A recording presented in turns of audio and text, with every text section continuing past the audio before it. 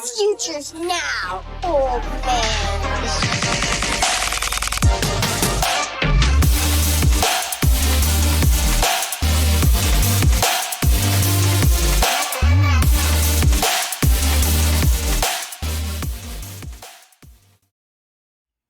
What it do, Chunky Stew? This is Future First Podcast, where we help you win today with a future first mindset.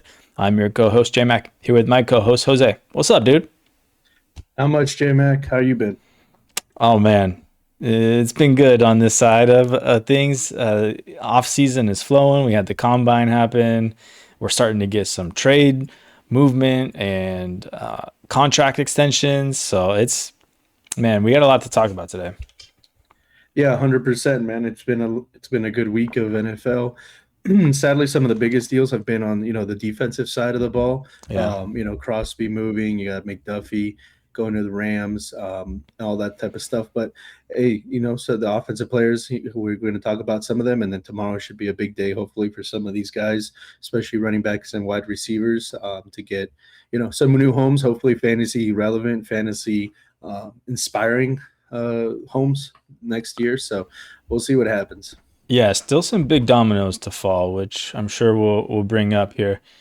But first, before we get to that, we still want to announce our roster review services. If you guys are looking for a roster review, hit us up at futurefirstpod@gmail.com. We'll do a Dynasty roster review for you guys and provide you some roster construction feedback, give you some general moves or specific moves to improve your team.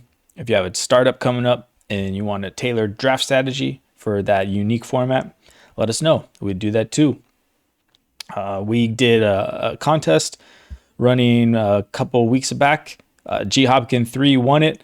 We're going to get you out that review here soon, man. But hopefully you like it and we'll get you moving forward.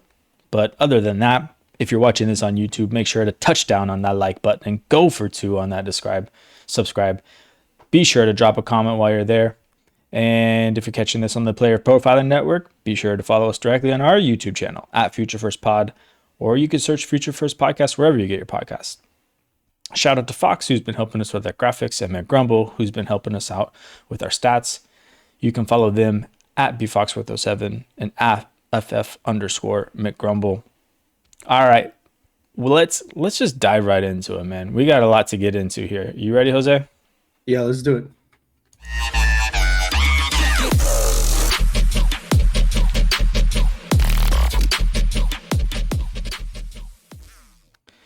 All right, man. For the quick hit today, let's just talk about what's on our minds dynasty-wise, man. I'm sure you've got some juices flowing. You got any trades that you've been kind of firing off or thinking about? Yeah, I mean, one of the guys who was getting some trade buzz, or at first it looked like he wasn't, maybe due to the Travis Hunter news that came out, was Brian Thomas Jr. So I've been trying to acquire him, but I think a lot of people are just holding, right? Even if they're kind of desperate. So those are trades I've been firing off, and then also firing off any later picks. I'm still not very in on this draft, so anything kind of after the 106, I'm kind of just trying to trade.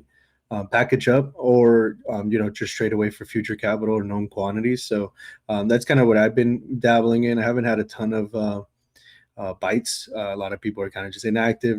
Leagues are kind of slow. It feels like even for Dynasty, these kind of months are are pretty slow. Not everybody's super plugged in, so people are kind of scared to make moves. But what about you, man? Yeah, I feel like this is that time of year where people start kind of coming back, slowly but surely. You get the commissions coming out asking for the dues, and with the combine happening, people are getting plugged back in and getting back into the swing of things. So I've been sending out some moves. I actually made a lot of people mad with this one, you included, but I'm trying to offload some of my RJ Harvey shares, and I was sending out seeing if I could get a future first for him. Honestly, hey, in my defense, I wanted to test out a new tool. I'm going to shout out a buddy of mine, Keegan. He's put together a tool, dynastyhelper.com. You guys should go check it out. It's pretty cool, but he's got a tool on there for a bulk trade send. And you can go in and, put whoever you want in there. So for me, I put send RJ Harvey, and then I said, get back, receive any 2027 first, and it'll pull up all those trades that or all your leagues where that trade is like it can happen, wherever you have your RJ Harvey and wherever someone has a 2027 first to give, and you can click which ones you want, which ones you don't want, and then you just hit send at the top and it sends out all the trades for me. So I sent out something like 22 of those RJ Harveys for 27 first, and I just offended a lot of people by doing that. I mean, I was offended because one, I'm not a big fan of RJ Harvey, and two, you're the RJ Harvey truther. So I was like, this is, J Mac had a few too many wines on the yacht at sunset or something. Like what was going. But honestly, when you brought up Dynasty, I think we need to kind of cut the bull here and go straight. I thought what you were going to talk about was these people that are getting their wives or their significant others to team up and scam dude, people in leagues that we found out this collusion ring that we were exposed to. Apparently, I thought that's where you were heading, to be honest. When you talk about man, things going on in the dynasty world and your faith in the institution, my paranoia. Yeah, that's where I thought we were going. No, I mean, yeah. So I mean, we'll just highlight it real quick. We had a league where a manager brought to us some proof that one of our other league mates had been involved in collusion. He has shared screenshots of him confessing that he was working trades with his wife, who was also in the league, but I'm just not buying it that it was his wife. And I feel like he had multiple accounts. The dude was in 63 leagues and is now only in 24 because he got booted from that many leagues. And I mean, he had to have lost so much money in dues. He ended up getting his 2027 dues back for the league that we're in together, which is kind of crappy. But the new guy that stepped in is like, whatever, I'll cover it, no big deal. The team's not that bad. So luckily for us, but yeah, man, I don't know. Be careful with who you're joining leagues out there, everybody, because you never know.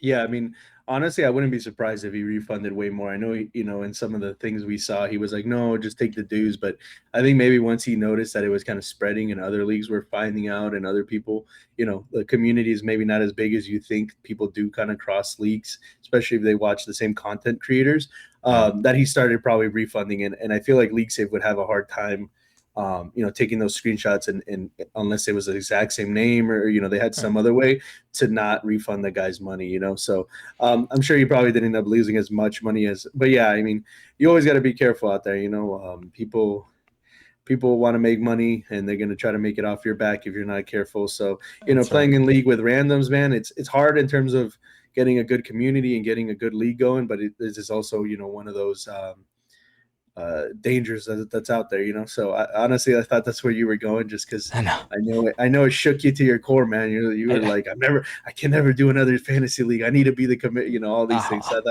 I'm still there. I'm not leaving. I mean, yeah. if I'm joining a new league, it's gonna be with people I know, and I'm gonna be running it. But nonetheless, yeah, like you said, man, people just want to make money. But if you want to make money and you want to do it legit, you should play Fast Draft, because that is a great way to get into some tournaments. You can draft some rookies on the Origins tournament, get in there. I think they're about to roll out a new one here.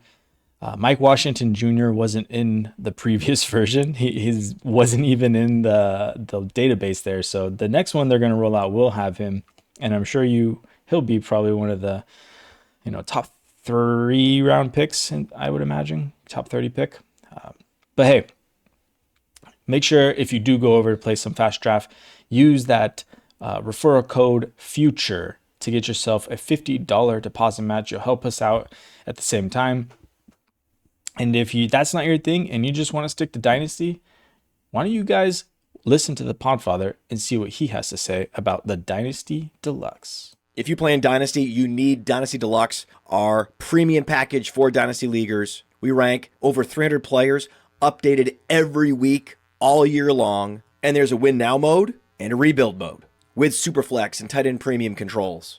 and a Dynasty League sync, where you can say, sync down all of my sleeper teams, all my FFPC teams, and then you can browse around your leagues for who has needs, and then you can use our trade finder to see what kinds of trades are happening in leagues that are similar to the one I want to do. Then you can analyze trades using our trade analyzer, which balances the lifetime value, which includes pick values out to like 2028. All of that plus the rookie guide, $25 value, is included. So if you're just in one Dynasty League, Dynasty Deluxe is well worth it. And use your host's promo code, and you can bump up to all in and get $25 off.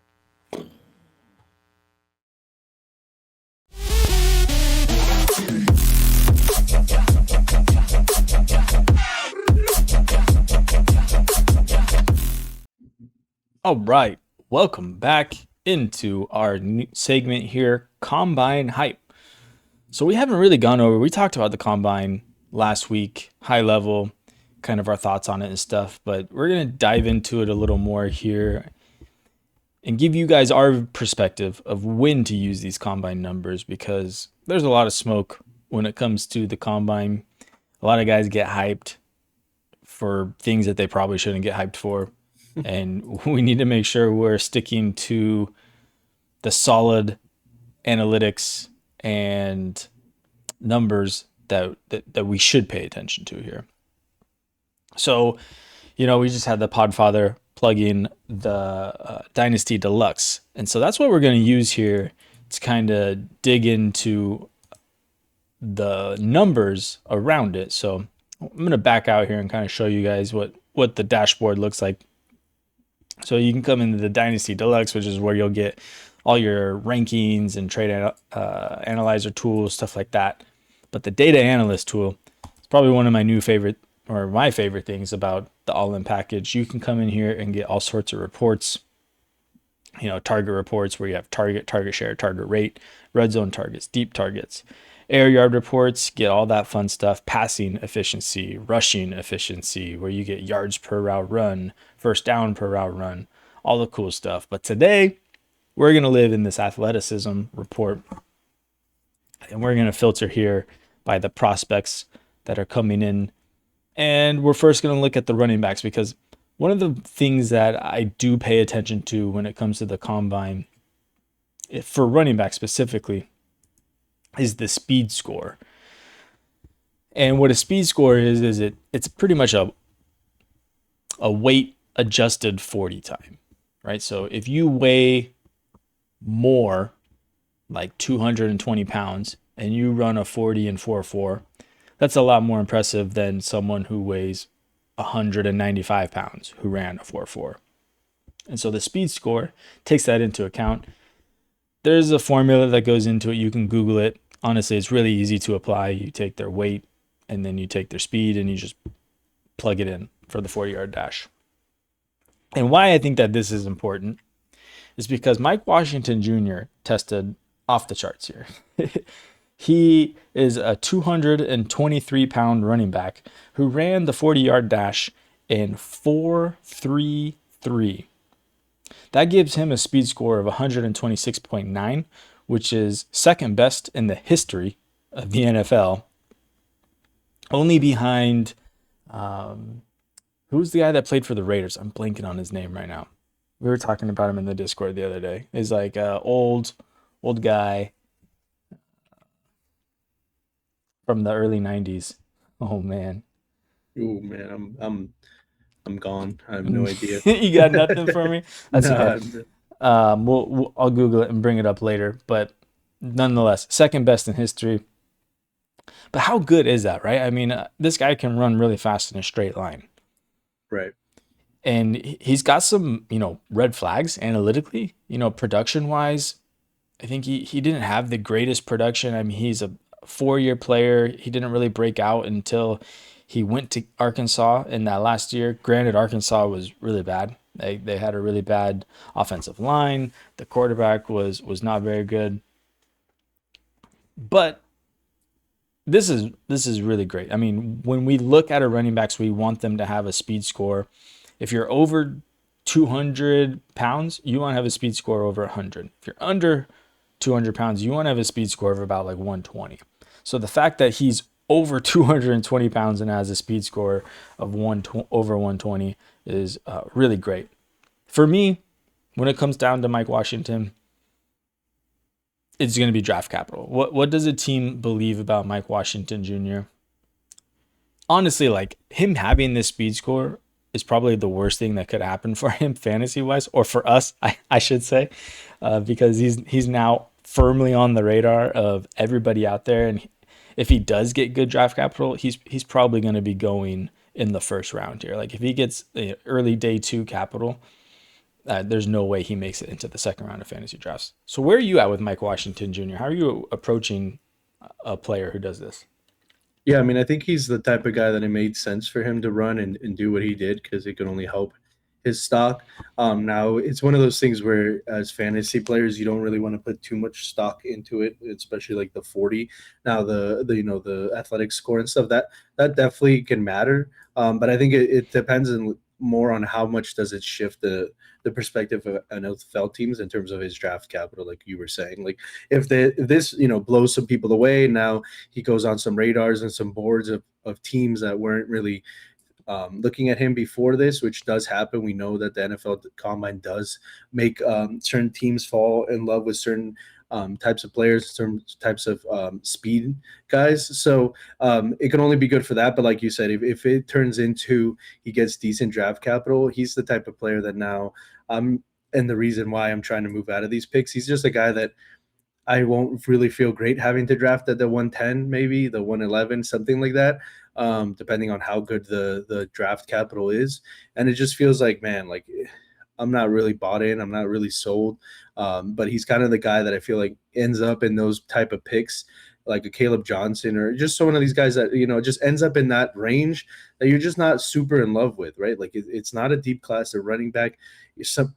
In fantasy, people get RB running back needy, and there's pretty much only like maybe 2 or 3 guys besides Jeremiah Love who are like somewhat interesting. And Mike Washington Jr. wasn't like on many people's radars before this. He was kind of a sleeper later guy. So you don't want to overreact too much. Let the NFL react accordingly for you, and then you kind of decide how you want to take that. Obviously, a team isn't going to just draft him only on their combine. So it might have been a team that was already looking at him and now is like, okay, well, instead of the 5th round, maybe we need to come up to the 4th round, or something in that nature because of his performance. But yeah, I mean, it's all part of the puzzle. I feel like the combine, as we get more and more into it and fantasy kind of develops, becomes less and less important. I feel like the other group of players that we're going to talk about in tight ends is kind of the only one where I feel like it really can be very impactful and meaningful, especially with more and more guys with agents and people just around them that are smart. That's like, why run, right? Like, why do this? Why do that? A bunch of the stuff isn't on TV anymore. It's pretty much only the 40. You don't get to see many of the drills. Like the wide receivers, you get to see them when they run down the line and catch the ball. But like in terms of stuff that actually you can draw data points from, besides like some of the measurables that you're looking for in terms of height, weight, maybe like a quarterback's hand size, something like that. But in the end of the day, it's like it becomes less and less, I think, of a focal point and a true game changer for fantasy, at least, right? Like the where it will present itself and be a game changer is if all of a sudden a guy that we didn't love or we weren't super high on as the fantasy community has a great combine, and then his draft stock rises a couple rounds or a round and a half or something like that. That's when the tire really meets the road, and you can kind of really start taking a big input into fantasy off the combine. But the combine itself is not something that I particularly put a ton of stock in, just from like the raw numbers, right? Yeah, I love the way you say it. It's just another piece to the puzzle here. And honestly, if it's not a piece as in terms of who we pick, it's a clue for maybe who we shouldn't pick, right? For example, like Matthew Golden last year, right? He ran, the sub 4.4 40-yard dash, and immediately he vaulted himself into the first round of the NFL draft when he didn't really have the production to kind of be taken in the first round of the NFL draft. So we know now much the NFL values these 40-yard dashes when it comes to the wide receivers. We also know how the 40-yard dash actually has a negative correlation for fantasy points. So seeing Matthew Golden get drafted in the first round and having that thought of, oh, the NFL believes in this guy. Well, no, like we still shouldn't, because the NFL believes in him because they value the speed that he has, but that he doesn't have, the production or the complete profile that we need to buy into a prospect like that. So you can kind of piece those together and hopefully like connect those dots and say, okay, wide receiver run fast, wide receiver get drafted high. Those two things are now, probably double counting each other, right? We need to make sure that we're not buying into an incomplete profile if they're just a fast runner. Okay, let's circle back here and go to the running backs, because another side of the coin here is telling us, maybe who we should be passing up on, who we previously thought was a little bit better, right? I mean, obviously we see here Jeremiah Love, confirmed stud, right? Speed score 117.3, came in weighing 209 pounds, or no, more than that, 212. I don't remember. Another guy who 214. I think so. Jam Miller was another guy that I liked. He ran a 4.42, came in with a speed score 109.5. He's definitely someone I'll be taking a shots on in the fourth round if it gets there. Now let's keep going down, and we see Jadarian Price here at a 99.9 speed score, ran the 40-yard dash in the 4.49. Athleticism score here of 100.6. Not great. This kind of confirms a lot of what we saw on the tape of not being, super explosive. And again, he doesn't have the production profile to match. The only argument I see going for Jadarian Price nowadays is that teams believe in him and he's going to get drafted high. And if teams believe in him, I should believe in him, which I think is kind of a straw man argument there.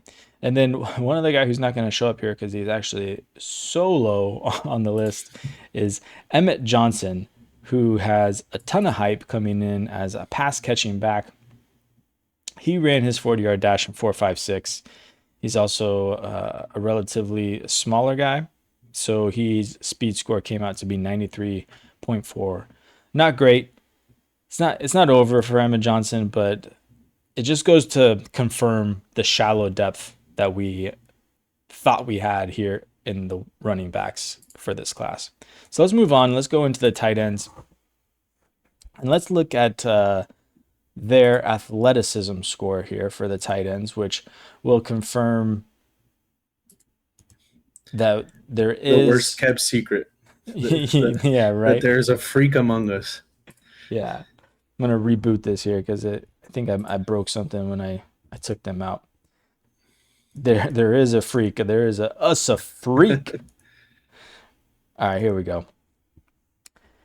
Actually, Eli Stowers did have better testing than him overall, which is, not crazy. And honestly, like that's something we need to pay attention to here because Eli Stowers has the more complete production profile coming into it. So I still like those back of the first round picks, mainly because I think that's where Eli Stowers is going to be going. And I want to get pieces of shares of him in my lineups here. So I'm okay kind of maybe moving off the 106s. Like if I can get like a 111 and like a 112, if someone wants to give me two of those picks, or maybe someone wants to give me like a 108 and like a 112 or something, like I might be doing that.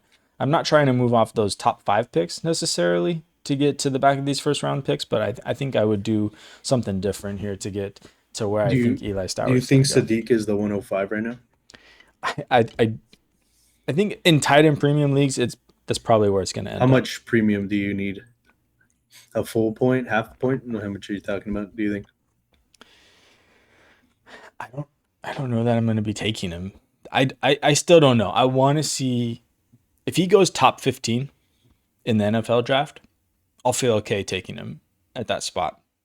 I'll probably go like 106, 107 is probably where I'll go. I think I'll probably end up having him as the 107. I'll still probably want Casey Concepcion and I'm blinking. Denzel Boston. No, not Boston. Who's the other guy for Indiana? Blanking on his name. The wide receiver. Not Surratt, yeah, but Omar Cooper Jr. Yeah, you go. Yeah. So I think those are going to be my 6, 5, and 6, or 6 and 7, and then I'll probably have Kenyon Sadiq. So he'll be in that firm 106 to 108, and the premium I'm going to need is half a point probably. Okay. Like that's just where it is. If it's a full point, then I'm probably bumping Sadiq up over those guys. So and then I'll probably take him at the 106. Are you similar? Yeah, I mean, I think right now until like just out of college, what projecting, I think I would put Sadiq at 5 if we're not doing superflex. I think he's 6. Probably Mendoza would go with him with the 3 wide receivers and Love. I think he'd be 105, 106, depending on if it was superflex or not, and depending on obviously how much tight end premium it would have to be. I think half a point, but if it's a full point for sure.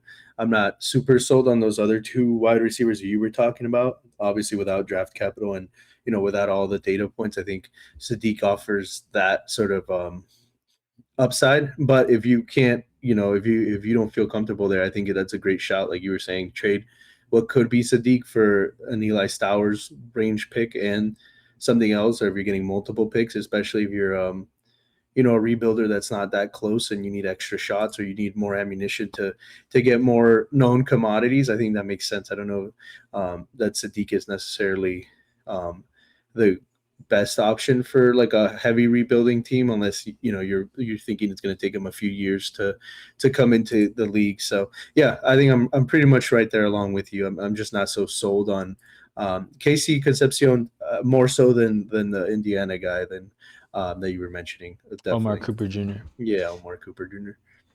Here's a prospect that I want to bring up that we never talked about on our tight end prospects episode, who is Sam Rush. Came in with a really high athleticism score. I think he actually had the highest RAS score out of all the tight ends. He's a 6'6", 264-pound tight end. And he moves quick. He ran like a 4.7. And I heard a stat the other day of there's like 8 tight ends to come into the league with, that size who ran a 4.7 or shorter. And it wasn't the most impressive list. There were like 8 names on it, maybe 9. But 2 of those names were Rob Gronkowski and Jason Witten. So I'm not saying Sam Rush is those guys because it was like when we take 2 of 9, right? That's less than a 20% or a little better than a 20% hit rate, right? But where he'll be going in your rookie drafts, like that's where my dart throws are going to be going, are on guys like Sam Rush and your guy, John Michael Gillenborg. Yeah. Gillenborg. Again, like another guy who just tested really well, has got a really high athleticism score. I'm just going to be taking shots on him. Tanner Koziel tested really well, who was the guy that I shouted out that was just a touchdown machine. There was a Jack Endries as another guy. RJ Maryland tested really well. So if you're not familiar with Player Profiler and their athleticism score, and you are more familiar with the RAS score, we're going to jump over to that website here, which is you can see Sam Rush had a 9.94 relative athletic score, which is the RAS score. Gillenborg's up there, Koziel, Sadiq, Stowers, Endries. We also had a lot of guys that didn't test that we wanted to see, like Justin Jolie. We had Max Clare, who didn't do a ton of testing. There was Michael Briggs, who didn't do anything. So unfortunately, we'll have to wait for their pro days to kind of get some more information on those guys for their athletic profiles. But I'm kind of expecting like a landslide of tight ends to be taken early day 3 in the NFL draft here. And we'll probably see, I'm guessing like 5 tight ends by day 2 is where I'm expecting. Yeah, I mean, I think the NFL is trending towards more tight end, like using the tight end in a different way, as we've talked about here on the podcast several times. So I think some of these guys with these kind of raw athletic abilities that are popping out on the RAS and the athletic score that we were looking at on Player Profiler are definitely guys that the NFL, is going to keep tabs on, and they may just be on the Evan Ingram or that sort of path where it takes a few years. They're not developed as highly on their catching ability and as a threat in that sense, but teams want to develop them and have them available for 11 and 12 personnel sort of grouping. So I think that's a smart way. If it's a shallow class and the wide receivers are going to be dried up by the end of the 3rd round, the 4th round in a rookie draft, I think taking a shot on a tight end that just sits on a taxi for a year or two is a pretty good bet as any other in that sort of late rookie draft. Yeah, at this point, I mean, that's where we have to live, I think. Exactly. Okay. I think that wraps up our combine hype talk here. Let's take a quick break before we come back talking about some offseason moves that may have some impact on our dynasty landscape.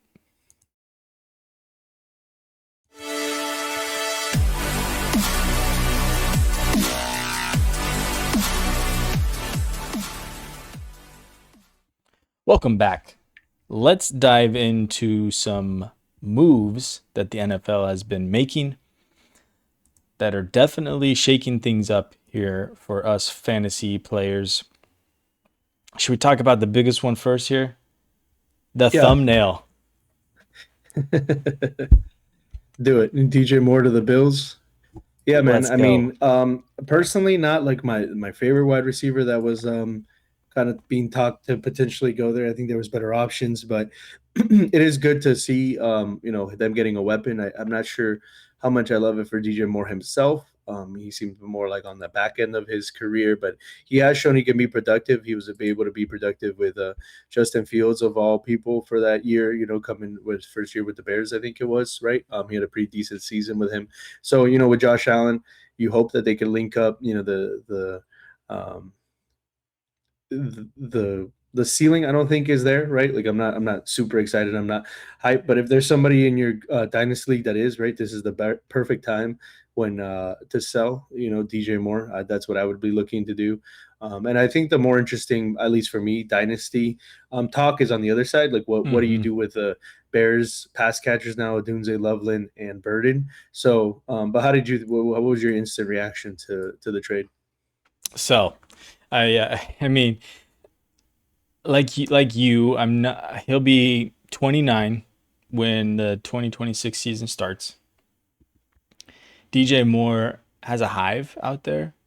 Even in his younger years when he was playing on the Panthers, there was always, he's good, you just got to stick with it. He's just in a really bad situation. And he finally had that breakout season. I don't even remember what quarterback that was with. It might have been with Sam Darnold. I think it was Fields. Wasn't it Fields? Oh, you're talking about before he got traded? Yeah, before he got traded. When he was playing in Carolina, he had like 1 year where he had, I want to say like 1,100 yards, something like that. And the hive was strong, and then he got moved to the Bears for good capital too, right? And yeah, and then it was Fields, and he had a decent year with Fields, right? I mean, it wasn't anything spectacular. It was definitely. In full PPR, he's a top 6 wide receiver that year in 2023. If I remember correctly, though, it was on the back of like one game where he had 3 touchdowns and like 200 yards or something like that, if I'm not mistaken. But it wasn't like a points per game thing where you're like, okay, this felt good. It was a rough ride. And I don't know, if you can sell him, if you can get a first for him, a future first, automatic, like, see ya, you're gone. And I think that will happen. I don't think he's been steamed up there yet. I mean, his value has definitely spiked since the move. And I think, as the offseason goes on, that hive is going to generate that buzz for him because how do you resist? It's Josh Allen on the Bills. But the truth is the Bills are a run first offense and they spread the ball around already. There's no like true playmaker there. I guess the one thing that you could say is like when they made a move to get a wide receiver last time, in a trade, that big move was to go get Stephon Diggs, right? And that ended up working out for Josh Allen for a few years. Stephon Diggs was very productive. So Stephon Diggs was also in the prime of his career. This is, 2 years past pretty much. I think DJ Moore and Stephon Diggs are pretty similar in age. So I don't know. I'm with you. I like looking at the other side of things. And honestly, it's great news for all of them. To me, the Luther Burden steam is getting a little too uncomfortable for me. I don't know that I'm buying into it. He was really good last year. I think a lot of people are hanging the hats on the advanced analytics, which is something I always look at. Something like the only rookies to have over 200 targets and more than a 2.6 yards per route run are guys like Jamar Chase, Justin Jefferson, Puka Nacua, and there may be like one more in there who's a stud, and then Luther Burden, right? You said 200 targets? Yeah. I mean, he only had 60. Sorry, 200 routes. I'm sorry. Oh, okay. I was about to say 200 targets. No. That's like my bad. Yeah. That makes more sense. Yeah, go. Yeah, more than 200 routes, and it's an elite list, and Burden is on it, which if you translate that, right, I mean, if you just give him DJ Moore's route share last year, I think I calculated it, and it puts Burden at like 1,600 yards based on, that 2.7 yards per route run that he has. I'm just not convinced that that's going to sustain. I mean, you're competing with Odunze and Loveland, and again, they're a run-first offense also, and they want to spread the ball around. Olamide Zaccheaus was way too involved last year for me to feel comfortable about projecting a large target share to anybody. And then on top of that, Odunze was injured for a majority of the season. I don't know, man. Are you seeing this similarly, or with Burden? I feel like he's a sell at this point. Yeah, I mean, I didn't really realize how in people were on Burden. I didn't think his year was that great, like in terms of just what he was putting on the field. But if people are using a lot of those advanced metrics and kind of projecting into the future, I definitely think it's an interesting play to either trade for one of these guys. Like, how much more could you get? Like, I'm not totally out on DJ Moore. I think he's a decent. He's going to be serviceable for dynasty and fantasy. Obviously, he's more of a contenders piece, but like, how much more could you get on top of DJ Moore if you were trading like a Burden away for whatever reason? I think a lot of people ended up with two of these three guys, either by drafting or they did their draft before the NFL draft, so you ended up with a Burden and a Dunze or a Burden and a DJ Moore. So maybe you still have the two guys like a Dunze and Burden. Like, I think definitely Burden is the guy that has the most trade value right now. But I think there's some interesting trades to make with those players. Like, I think a lot of hype isn't coming DJ Moore's way that much, like from the way you're speaking about it. So maybe there's a way to still buy into a pretty decent receiver with one of the best quarterbacks in the NFL. But how would you trade those guys? Like, or maybe Odunze and Burden are more likely to be on the same team. Like, do you think people are trading Burden? He's worth more than Odunze right now. I think that time is coming. They're not far apart before this move was made. I think they're like a third of value apart from each other in terms of market value, and I think it's gonna flip, and I think it's gonna flip a lot. I think that the steam for Burden is going to get to where you're gonna need to add a second to Rome to get to Burden. Here's a trade I saw that someone was considering in a Discord server the other day. JSN for Luther Burden, the 105 and a 2027 first. Well, no, sorry, 2028 first. And then the other guy was uncomfortable doing that to buy JSN for that price. And so he asked for a second back. But for me, like I'm still pretty confidently on JSN side of that. Like it feels like I'm selling high on the Burden news and then also selling low on JSN. But those are the kind of moves that I'd probably be looking to make if I had Burden, right? Is to try and tier up into an elite asset for someone who thinks Burden is that elite asset.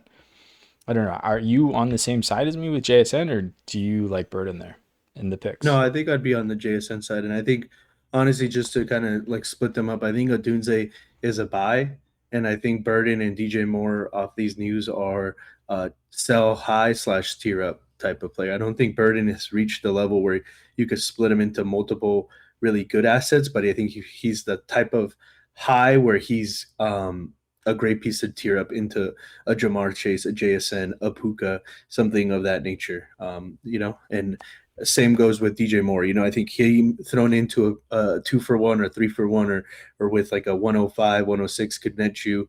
Probably not JSN, obviously, but one of those second tier guys that you feel pretty good about, and move up back in terms of age into like maybe some of the guys like I don't know, a CeeDee Lamb sort of route, or one of the guys that are getting a little bit older, but still three or so years younger than DJ Moore. So that's how I see him. And then for Colson Loveland, I think it's just net positive for him. Like Oh yeah. I think it's net positive for all of them, right? Like you said, Yeah. it's just who between Odunze and Burden really comes out ahead. And then for Loveland, I think this is just only good news. You hope Caleb continues to develop and Ben Johnson continues to kind of do what he's doing there. But for him, it's just good news overall. Just continue. Do you see him as a potential sell high as well, or are you kind of just holding and sitting on Loveland? I mean, I've been saying that I feel like you should tear off of Loveland just with the steam and the hype that he's been getting. That's generally how I like to go when you have an unproven asset like that, and a lot that can come back to bite you.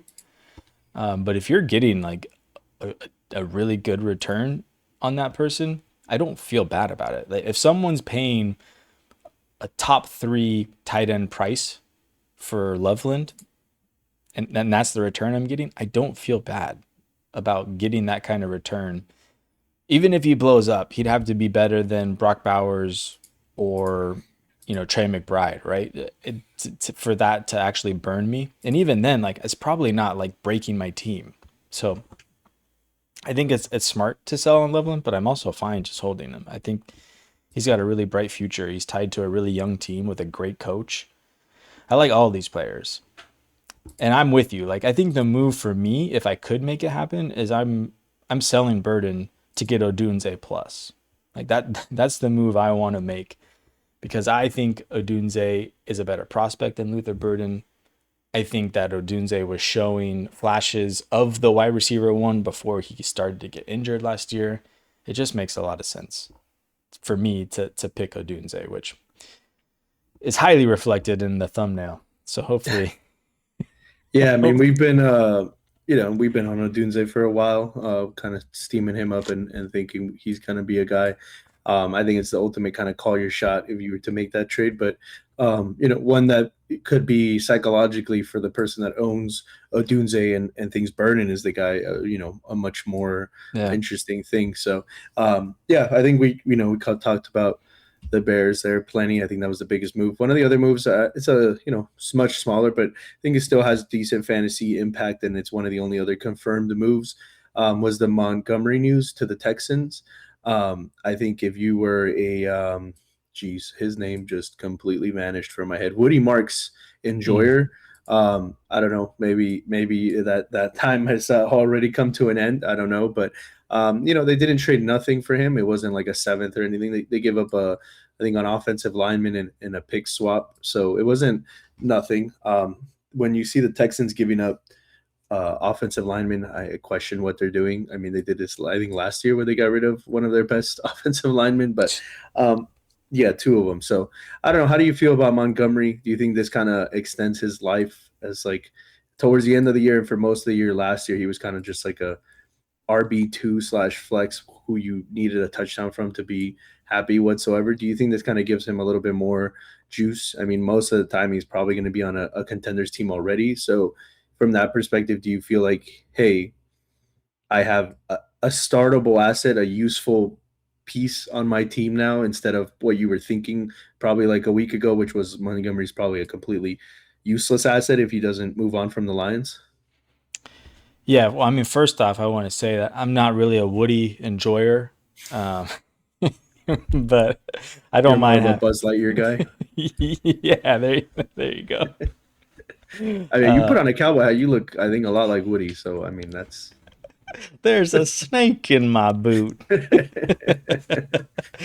Reach for the sky. That's what the Lions said to Houston in getting a second round pick back from Montgomery. But NFL side of this aside, yeah, I like Montgomery in Houston. I mean, they want to run the ball, right? And Montgomery has the juice in the tank to do that. Granted, it's not a great offensive line, but I think that he could get you there on volume alone, right? I feel like he's pretty squarely an RB2 on the Texans, which is not a lot different than where he was at with the Lions. I don't know where he ended up last year in the running back rankings or in terms of finishes. I don't think it was an RB2. I think it was probably a I little think he lower was than just that. outside of it.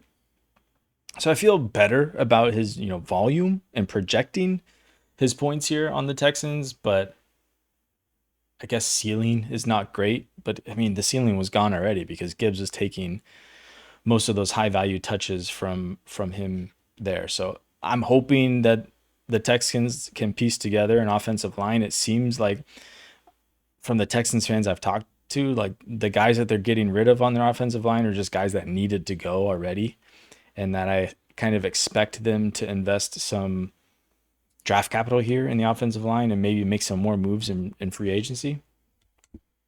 Yeah, I mean, you touched on the other side of the coin. I mean, what does this do you think for Gibbs? Do you think it's like they're going to proceed forward with Gibbs being the alpha for sure, and then they add just a guy to spell him, or do you think they want to find a more serviceable guy to split it more like it was maybe 2 years ago instead of like last year? I mean, he's definitely the alpha, right? But I don't think that he's the workhorse, right? They don't want to give him 80% of the touches here. I think that they do bring somebody in, whether that's in the draft with someone like a Jadarian Price who has been comped to Monty, right? If they could get the younger Monty on their team, like why not? But yeah, I mean, it's wheels up for Gibbs. I think that he has a path to, RB1 upside now, which is, I feel like, always been hindered for him. No one's really believed in him because they knew Monty was going to be there taking away. But honestly, like, it's going to be the same thing. I don't think Gibbs is going to be like clear cut RB1 here. I think he has a path just because if the other guy that comes in isn't as good as Monty, right? And, that's not saying a lot because Monty was decent for who he was in these past sunset years of his career here. But I don't know, do you think that Gibbs is just wheels up and taking off? I mean, you're like it's the change in price is not going to be too much. Mhm. Where if you believe that and you want to go after Gibbs, I don't think like let's say free agents go throughs and they don't sign anybody of note whatsoever, maybe like a depth guy, and then the free agency comes and goes, and then the draft comes and goes, and they add somebody even lower, like a sixth round guy, like a seven. I don't think Gibbs's price goes too much higher than what it already is. I think if all those things do happen, then you're talking about like I prefer Gibbs over Bijan in that scenario, right? Obviously, I don't know if that's going to be the case, but I mean, by all extents and purposes, he played 17 games, even with the additional touches. I think he had over like 350, close to that amount. So I mean, they've shown that he can do it. I don't know. Why he couldn't have like the workload of an Alvin Kamara style player. Like, Alvin Kamara did have a guy that spelled him for a long time, but for the most part was the alpha and was playing most of the touches. So I think it'll be pretty interesting to see what they do. Do you have any interest, kind of looking as a deep stash on Sione Vaki, who's like the backup now in case they don't, he's the guy they drafted. I think he's a second-year player, so he's going into his third year. I mean, obviously he's had no, but he was drafted by this team in case they don't add anybody, and he's, they have a competition for the running back too. Are you interested in maybe just cycling through the end of your bench as a smart move during the offseason and add a guy like that, or do you think there's no chance that he even is anything? I mean, if he's on waivers and I have a spot for him, I'm adding him. But I feel like this is a window to sell him, and I don't think like you're getting anything significant for him. But if he could just be the straw that breaks the back in a trade, done. Like, see ya. Yeah, I mean, I picked him up in some of the deeper leagues. Just you never know, the one of those random names that all of a sudden, oh, he's the backup to Gibbs, and that's who everybody come training camp or after the draft is looking, and he's already on your team. That always kind of feels good. Doesn't really burn you much to like drop a backup quarterback or some fourth string tight end, or one of those kind of bench guys that are hanging out that you for sure pretty much have no path. So yeah, I mean, I think for Gibbs there's not much of a change unless all those things happen where they don't add anybody and they don't draft anybody. Then to me, I would just move him up slightly to the dynasty running back one in that situation. I mean, I would prefer him over Bijan, but that's always been my preference between the two guys. But in terms of his value, I don't think it changes much. But yeah, I mean, we had a couple of these other guys like Daniel Jones got the transition tag. A couple of tight ends. I don't know if either of these guys make any, get the juices flowing at all. Tyler Higbee signed a 2-year extension, and Dalton Schultz signed a 1-year extension for $12.6 million. So, he got a decent amount of money. He was pretty, decently fantasy relevant, especially if you had like a full point extra tight end premium. He seemed to really gel with CJ Stroud. So either of those guys you want to really talk or mention much about, or? No. I mean, Dalton Schultz is a guy where before this contract, I felt like you could probably get dirt cheap. And I mean, you still might be able to get him pretty cheap. He's a type of guy that I would go after if I don't have a top tight end, if I could get him for like a third, which I don't know if that's really happening now anymore. But Tyler Higbee is interesting just because he's usually on waivers. And with this 2-year contract, like, and the way that the Rams want to run their personnel, like, he's an interesting stash for me for sure. I've been picking him up where he's available. Yeah, I mean, it's hard because just how you saw it of the Rams in their way they use the tight end, it kind of seemed like a big rotation. But Higbee definitely seemed like kind of the more seasoned, He was also hurt for a lot of the year too, right? So I mean, who knows if he was even healthy when he came back later in the year? So I'm stashing him. I mean, if I have a spot, like, I'd probably stash him over, who was the other guy we were talking about? Sion Baki. Yeah. Okay, and then I think the rest of the kind of the offseason moves we had were kind of like rumors that we kind of wanted to touch on. I don't know how many of these you wanted to hit, but for sure, like Alec Pierce is being rumored. He's pretty much linked to everybody that needs a wide receiver. Like most of these guys, to the Patriots, the Commanders, the Raiders, and Titans. Kind of those are the big teams that are out there shopping for a wide receiver, and he's rumored to be getting like the $25 to $30 million range. Like, one, do you think Alec Pierce is worth that? Like, do you see him as that? And then when a team overspends on a player that you particularly don't like, at least for fantasy, does it change your opinion, at least in terms of like what you think he can be for fantasy, or are you just like, the NFL's got to spend the salary cap somehow, and they're just using it on this guy? And even if he is the guy getting paid the most money, it doesn't necessarily mean he's going to be very fantasy relevant, or your opinion doesn't change very much when that happens. I got to confirm, is that per year what he's projected to get? Yeah, I mean, from what I was seeing, that was what they were saying. Holy moly. No, I don't think he's worth that. But I mean, wide receivers are always coming back, like, going way above what I think they should. Like, who was it last year that got, like, didn't De'Ami Brown or something like that get like 12 million or something crazy? Yeah, I mean he seems more of like the Gabe Davis or Christian Kirk when they both signed Yeah. to the Texans. Like they just gave a boatload of money. Yeah, I mean from a few different people, it's like rumored to be in the 27 million Sheesh. range. Yeah, Dude, where does so that yeah, put him in like wide receiver contracts then on in I think AAV? he'd be top something like top 12 maybe. I mean, I like Alec Pierce. Don't get me wrong. Like, I think he can contribute, but I don't think he's a number one on a team. And that that money kind of feels like that's what he's getting paid to do. You know what's funny too is like the Patriots are the one that I hear the most for him being going to. It just feels like if you put him, Kayshawn Booty, and Mac Hollins and all in a room, they're just gonna Spider-Man meme and point at each other. Yeah, but I think Alec Pierce has demonstrated to be the best one by a significant amount. And I mean, with Drake May, Okay. Drake May's awful playoff run doesn't kind of take away that he had the best, I think, deep throw percentage out of the entire NFL, and that's Alec Pierce's game. I would love them to get them more secure, like a more wide receiver that isn't just about deep balls. But I mean, you were asking about his contract. It puts him in the range if he were, let's say, he just gets 27 flat AV like per year. It puts him in the category of like Devontae Smith, Jamison Williams, George Pickens, who's playing on the tag, so that it's a little weird. But DJ Moore, Jalen Waddle, T. Higgins, they're all in the 28, 27 range. So yeah, I mean that's not the type of player I think Alec Pierce is.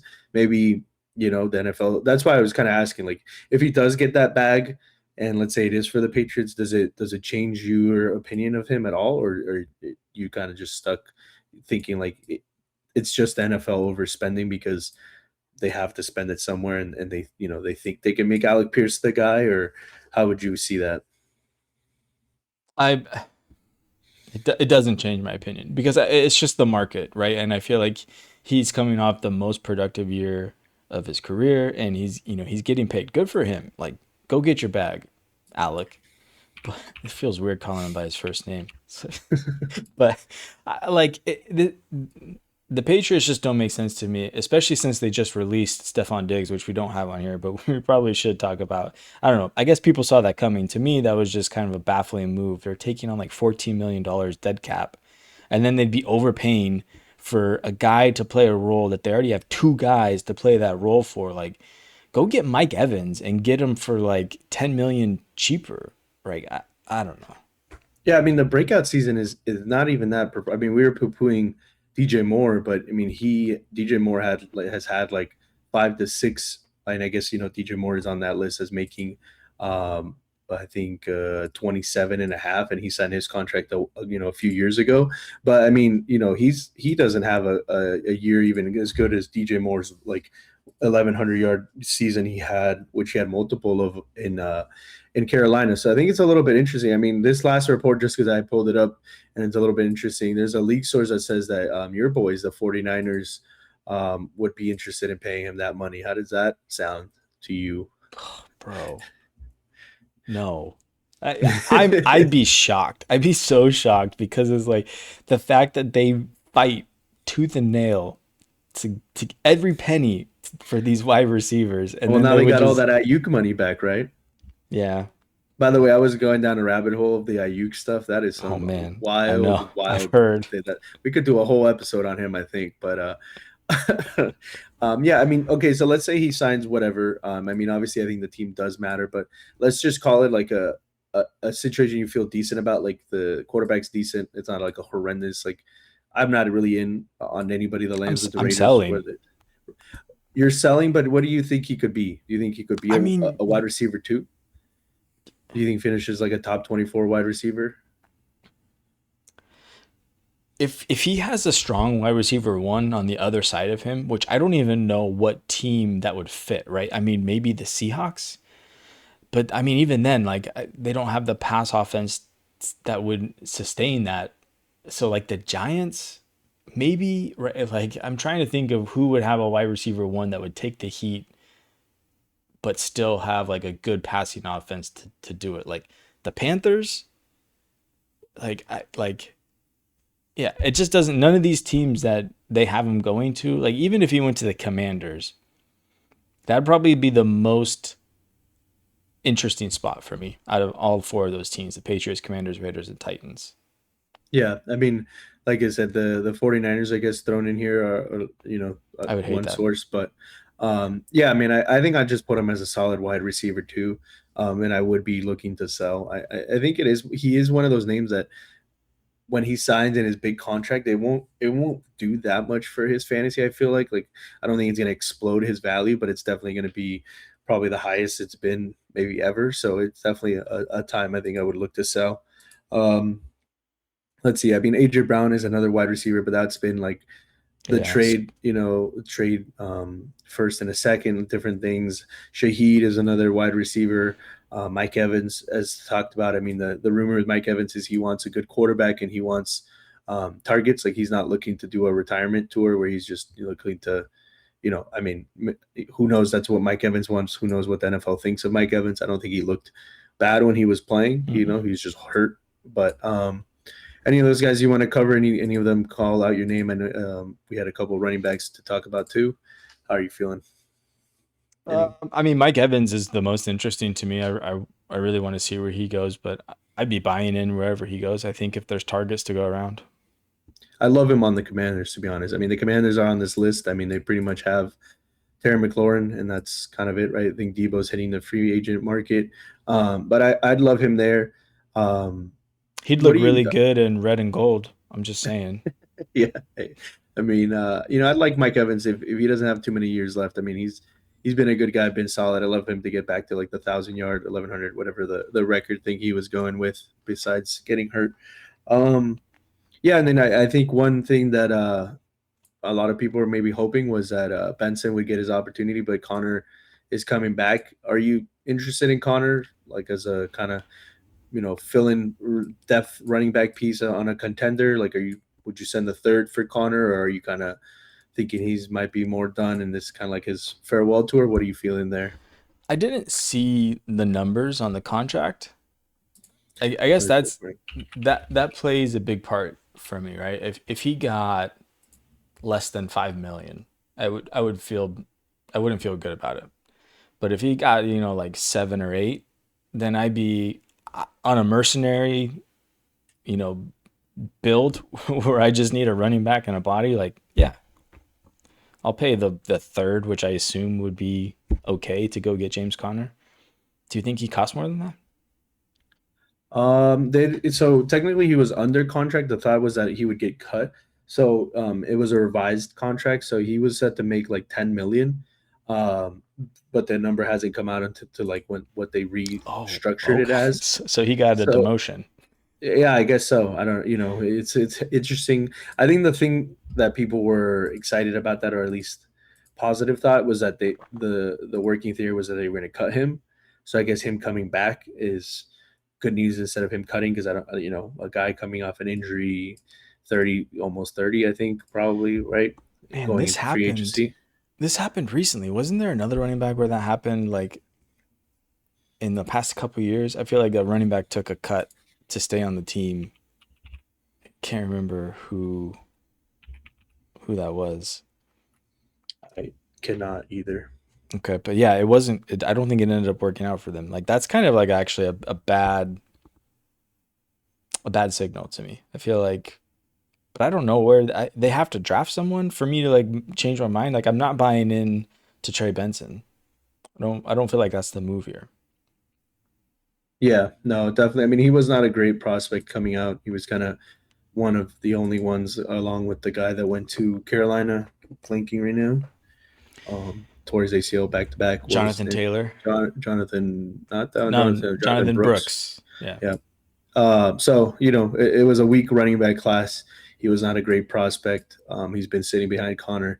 If anything, maybe kind of just turns into a muddy timeshare where maybe you want to buy Connor in the you want to buy Benson in the season as an insurance, but other way, like neither of them project very highly, to be honest. Yeah. The Cardinals are going to be really bad this year too. Yeah, and Marvin Harrison Jr. year 3 breakout incoming still. No. Yeah, I mean that's an interesting career arc to see what's going to happen there, because I mean, man, that's a bust of all busts in terms of wide receivers. Like I can't remember a guy that was touted to be so good as he was and has just flopped so horribly. Like, I mean, there's first round wide receivers that get taken every year and tons of them bust, but I feel like the hype on him was a different, especially for fantasy. Yeah, I mean, because he had the name, right? I mean, the only Right. other guy that I can think of was who was the guy for the Titans? It started with a Traylon T. Burks. Traylon Burks. There you go. Yeah, but I mean that guy was a body like he didn't. I know. Have Yeah, that. he didn't have the same pedigree, Nah, that Marvin yeah. Harrison Jr. did. All right, man. What do you got any more you want to say on these offseason moves, or should we just roll into the outro here? I think we're ready to roll. Let's do it. All right, man. Another one in the books. This was fun. I don't know what we have coming up on the agenda for next week's episode, but I don't know. I'm looking forward to it. Let's keep it rolling. These are fun. Catch us over on Rookie HQ. We got an episode that just dropped over there. But thanks for sticking with us, guys. Yep, as always, Future First Gang, thank you for rocking with us. If you're catching us on the Player Profiler Now Network, look for us on our own YouTube. We're also dropping videos on the Rookie HQ group Player Profiler, Future First Podcast, wherever you get your podcasts, Apple, Spotify, all the things. So make sure you smash that like button, leave us a comment if you want to get engaged with us, and send us a team review if that's your thing, man. Future First, we're out.